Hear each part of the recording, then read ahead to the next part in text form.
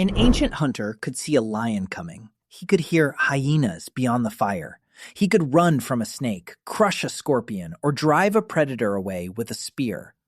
But he could not fight the thing already drinking his blood. Some prehistoric parasites attacked while people slept.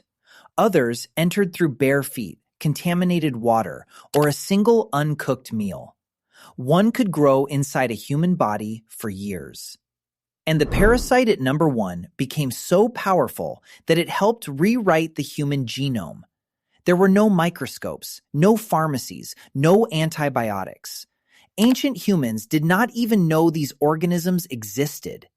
Yet they survived all 10. Not because they discovered a perfect cure, but because they changed how they slept, where they lived, what they cooked, and eventually, who their descendants became. Number 10. Cave bugs.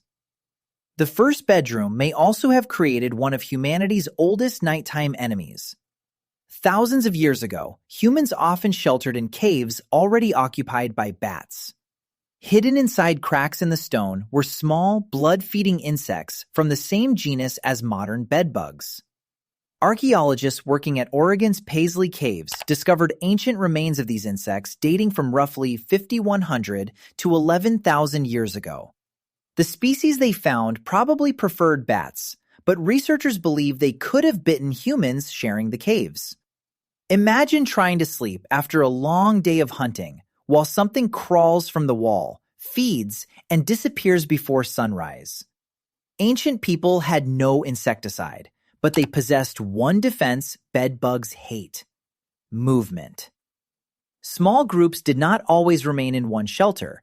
They changed camps, abandoned dirty sleeping areas, replaced plant bedding, and used fire and smoke.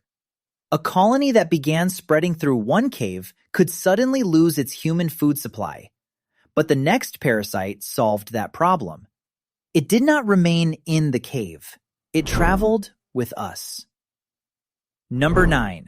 Lice. Lice are more than parasites. They are tiny witnesses to human evolution. Head lice lived close to the scalp, where they could feed and attach their eggs to hair. Later, another population adapted to something completely new: clothing. Genetic research suggests clothing lice separated from head lice at least 83,000 years ago, and possibly as early as 170,000 years ago. That means lice may preserve evidence of clothing long after the original animal skins disappeared. The invention that protected humans from Ice Age cold also created a warm hiding place for a new parasite.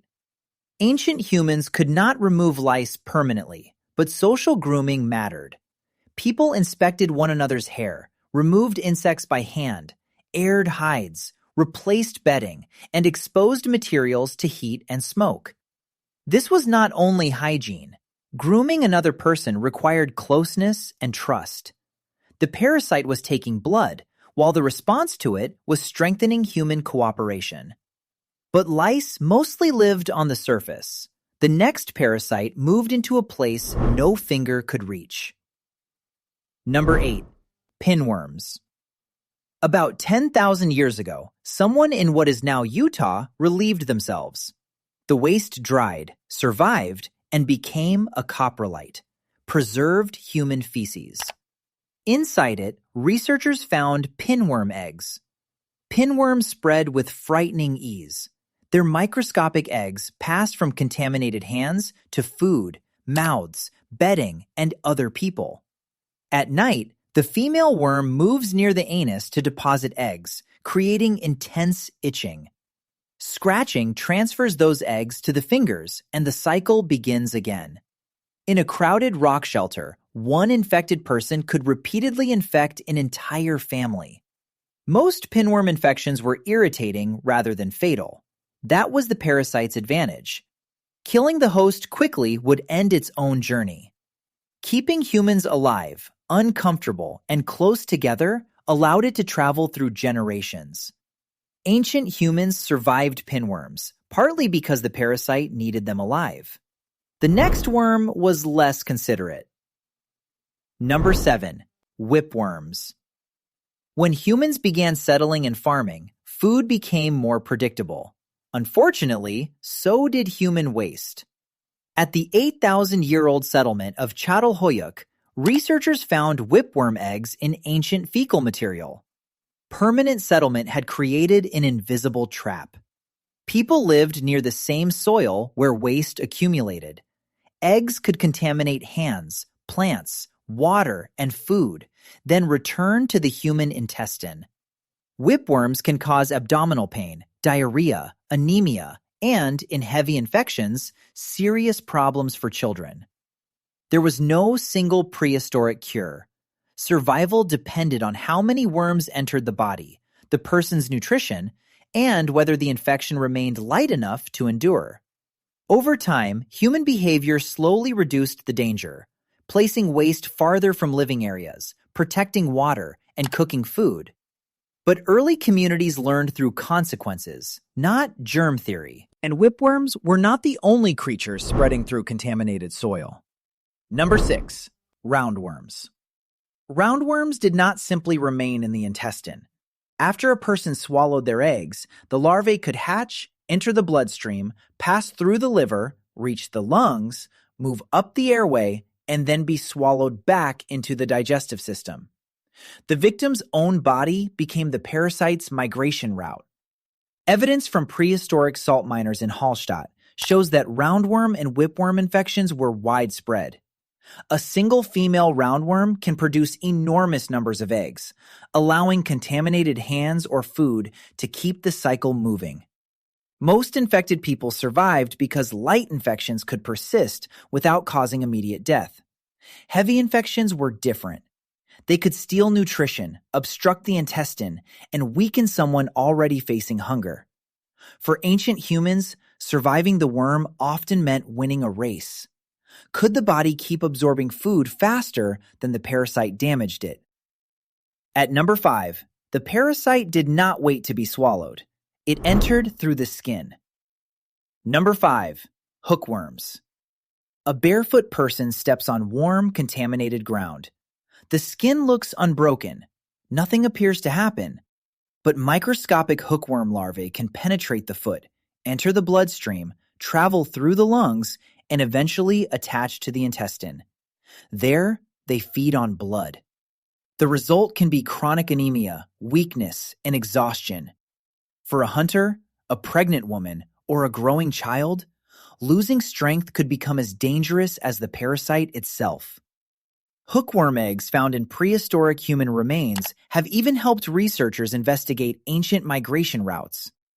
Parasites that required warm conditions appear to have traveled extraordinary distances with their human hosts. Ancient people had no deworming medicine. Survival depended on parasite load, nutrition, movement, and chance. A person eating enough iron-rich food might replace blood faster than the worms removed it. Someone already malnourished might not. But some parasites did not enter from dirt. Humans invited them in with dinner. Number 4. Fish tapeworms. For coastal communities, fish was reliable, rich in protein, and sometimes dangerous.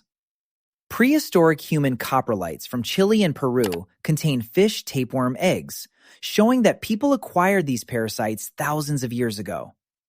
The likely route was raw or insufficiently cooked fish. Once inside, a fish tapeworm could remain for years, absorbing nutrients from the same food meant to sustain its host. Some species can grow several meters long and contribute to vitamin B12 deficiency, weakness, and anemia. The defense was discovered without anyone seeing the worm's full life cycle. Heat. Cooking fish thoroughly interrupted transmission. Smoking, drying, and careful preparation may also have reduced some risks, although they were not always reliable. Every meal prepared over fire was doing more than improving flavor. It could be blocking an invisible invasion. The next parasite turned something humans could never abandon into a weapon. Water. Number 3. Blood flukes. More than 6,000 years ago, A person living near the Euphrates carried a parasite linked to schistosomiasis. Researchers discovered an egg and sediment from the individual's abdominal region. Blood flukes use freshwater snails as part of their life cycle. Their free-swimming larvae can penetrate human skin during contact with contaminated water. No drinking is required. Entering the water can be enough. That made rivers, irrigation channels, and pools both sources of life and possible sources of infection. Schistosomiasis can become chronic, damaging organs over years rather than killing immediately. That slow damage allowed many infected people to survive and continue spreading the parasite. Humans built irrigation to control water and produce more food. But by spending more time near certain freshwater environments, they may also have expanded the parasite's habitat. The technology that protected communities from hunger could quietly increase another danger. Number 2 attacked through water as well, but much faster.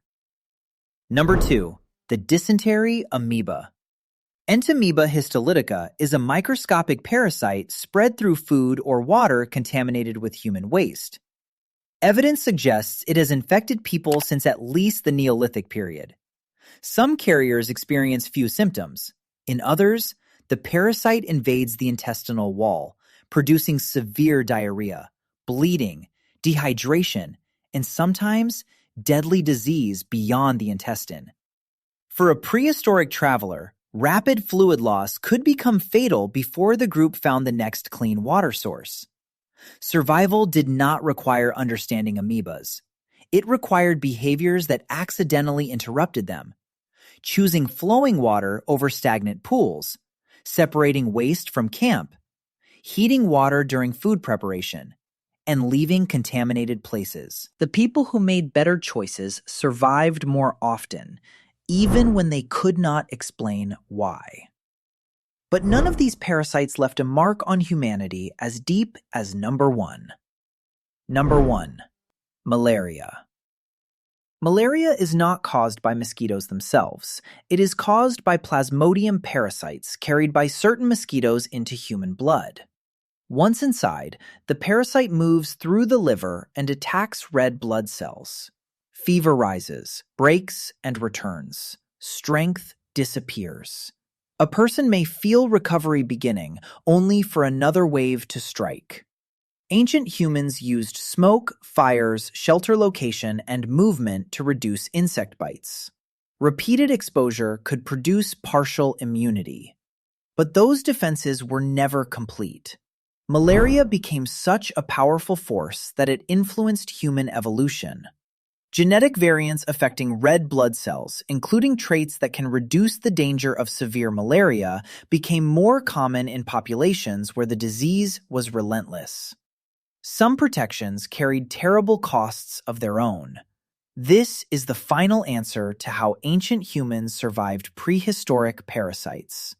Sometimes they moved. Sometimes they cooked. Sometimes they cleaned, groomed, or endured. And sometimes survival was purchased through generations of natural selection, written into the bodies of descendants who had no idea why they were different. Ancient humans never defeated parasites. They survived long enough to pass the battle to us. The lion outside the fire is gone. The enemy inside is still here.